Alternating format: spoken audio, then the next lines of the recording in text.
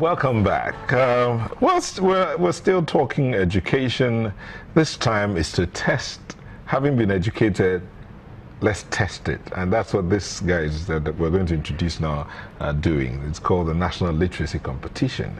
So it's a CSR initiative of Lafarge Africa PLC, subsidiary of the world's largest building solutions company. That's what they say. The aim of the competition is to improve literacy levels of public primary school students in Nigeria, specifically spelling, pronunciation, essay, and summary writing. Literacy is a national issue. It is estimated that just a little above half of the adult education is literate. That's about 57%. Youth literacy rate is less than 70%, as UNESCO information in 2016, and urban literacy surpasses rural at a huge ratio of 69.4% to 38.5%. Even more, 65.1% of males are literate, as opposed to 50.6% females. That's a national literacy survey of 2010. So men are more literate than we are. Well, that's what they say. That's what they say. But in practicality, let's ask Folashade Ambrose Medebem, Director, Communications, Public Affairs, Sustainability Development of Lafarge. Thank you for joining us. Thank you. Good morning. And Temitokpe Oguntokun is the Head, Corporate Brand and Sustainability, Lafarge. Thank you for joining us. Thank you. Good morning. Okay, now, these estimates reveal that about 65 million Nigerians still remain illiterate, while over 10 million children are out of school. 65 million? Oof. Still remain illiterate, and wow. We're supposed to be 180 million. Okay, Folashade. So these are all data. Yes. But why would a building solutions company be looking at testing the literacy level of the country? Lafarge Africa PLC, as you just said, is a construction solutions company, and corporate social responsibility is ingrained in what we do as an organization and in terms of our business operations. Accordingly, when we're talking about corporate social responsibility, it's important to understand where the real impact can be achieved. You just mentioned some, facts. Quite frankly, the word that springs to my mind is the word crisis from an education standpoint. Couldn't agree more. So literacy education is one of the areas in which we play. From that standpoint. So that is one of the reasons why, quite frankly, as a generation, as a country in Nigeria, sustaining our literacy and education is one way of guaranteeing our future going forward.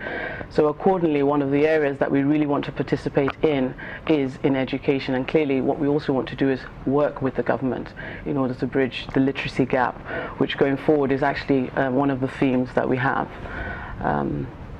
called out. Okay, all right. So you want to work with the government to do this, but let's ask you, Temitokpe, Sustainability 2030 plan is tagged "Building a Better Tomorrow." That's one of the themes you talked about. Yes, it is, and it's fourfold. Fourfold. I'll come back to tell us about the fourfold. So, Temitokpe, this plan, how does this connect with the literacy competition? Just like Folashade said, for us at Lafarge Africa PLC, we're focused on sustainable development. So we don't only look at corporate social responsibility from the philanthropic perspective. We look across our value chain, and for everything that we're doing, we try as much as possible to be responsible to all our stakeholders. So for our 2030 plan, it focuses on 4 key pillars. So we have people and communities, which is the social pillar of sustainable development, and that is where we have education sitting and all our social investments. We have the pillar on people, on power. We have the pillar on water, And on water, we try as much as possible to manage, to be responsible in usage of water, even in our cement production. We have the pillar. Please hold your thoughts. You tell us there are 2 pillars. We'll go on a quick break. We'll come back. You finish up the 4 pillars. Don't go All right, back. so the... Welcome back. So you were talking about the 4 pillars. You mentioned 2, social and water. So what are the other 2? So our 2 other pillars are climate and circular economy, which is mostly about waste management. Okay. Okay, so those are the 4 pillars of the Sustainability 2030. But how does this tie to the literacy competition? Okay, so under our people and communities pillar, we have education as a major focus because we all know the importance of education to any nation. And what we try to do under that pillar is to support the improvement of literacy of Nigerian pupils, especially pupils in public primary schools within the ages of 9 to 13 years. Okay. Is this the first literacy competition? No, it's not. It's the 4th. This is the 4th. We've been running it for the last 3 years. Okay. How would you say that this competition has impacted the beneficiaries?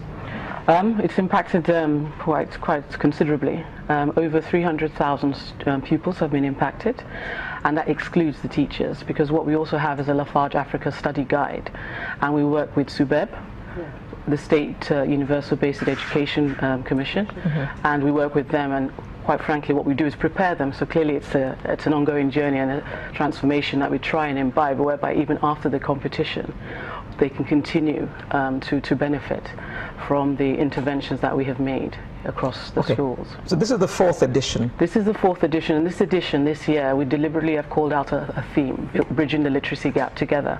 And where's the thinking coming from that? The thinking from that is that how can we try and involve more stakeholders in order to gain more critical mass and achieve more sustainability, as she just mentioned earlier. Okay, so this 4th edition, what are the students going to be required to do? She mentioned, I think in his opening, it's threefold. There's the spelling bee, which is where they have to learn how to spell. There's the essay competition, there's the summary writing, and there's also, when you think about literacy, it's not just about reading, it's also about enabling them to think as well. Because quite frankly, without being able to read and to be able to be literate and be able to think, it's really almost like a lost effort. Okay, talk about what has happened to the 3 winners that you've had so far. Okay, so our 3 winners that we've had so far, we try as much as possible to monitor their progress, and they are doing very well in their schools, because the literacy competition is typically for students that are from primary 5 to 6, so they are progressing into secondary school. So a lot of our past winners, they've been able to gain admission, and the 2 winners from Lagos State. Last year, Lagos State was the winner. So the 2 winners, we are... Is it a national competition? Yes, it is a national competition. It cuts across the 36 states of Nigeria. And so we hold it exactly, and the Federal Capital Territory. So we have the regional runoffs, which we have just concluded, I think, about 2 weeks back. And then we